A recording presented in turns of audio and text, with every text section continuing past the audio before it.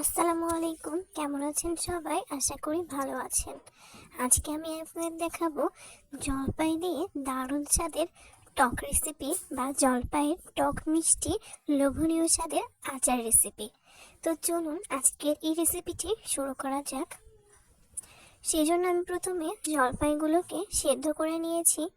জলপাইগুলোকে সিদ্ধ করা হয়ে গেলে এখন আমি এখানে পরিমাণ মতো চিনি দিয়েছি।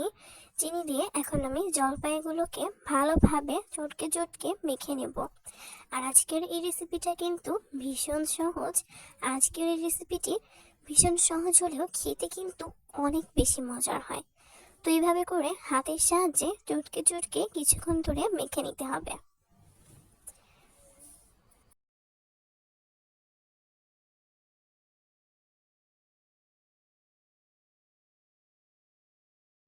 এইভাবে করে কিন্তু হাতের সাহায্যে চিনি এবং জলপাই একসঙ্গে মিশিয়ে নিতে হবে।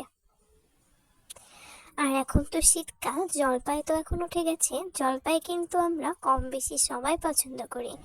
আর যদি জলপাই দিয়ে এরকম আচার রেসিপি হয় তাহলে তো আর কথাই নেই। এখন আমি তেলে দিয়ে দিলাম রসুন কুচি।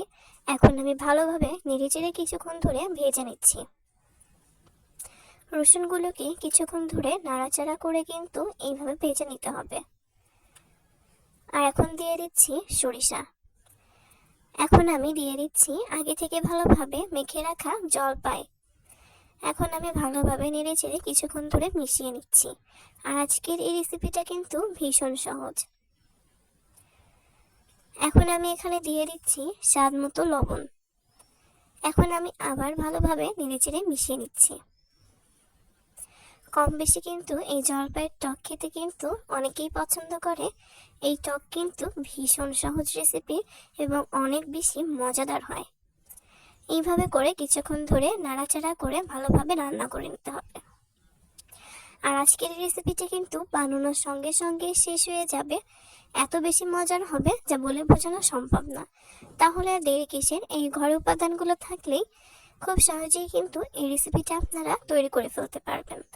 আর যারা আমার চ্যানেলে নতুন, আজকের রেসিপি ভালো লাগলে আমার চ্যানেলটিকে প্লিজ সাবস্ক্রাইব করে দিবেন।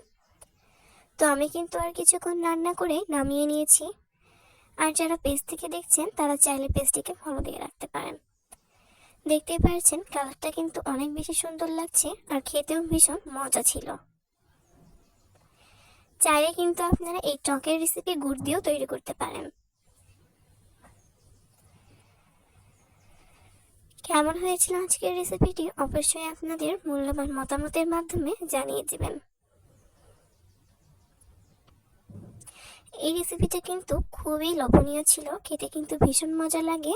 রুটি পরোটা এমনিও খাওয়া যায়, ভাতের সঙ্গে কিন্তু ভীষণ মজা লাগবে আজকের এই রেসিপিটি। যারা ভিডিওটি শুরু থেকে শেষ পর্যন্ত দেখেছেন তাদের জন্য অনেক বেশি ধন্যবাদ। দোয়া এবং শুভকামনা রইল। নতুন কোনো ভিডিওতে নতুন রেসিপি নিয়ে হাজির হয়ে যাব। কেমন হয়েছে অবশ্যই জানাবেন।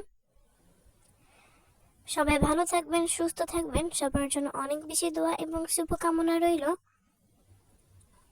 বিদায় জানাচ্ছি। আল্লাহ হাফেজ।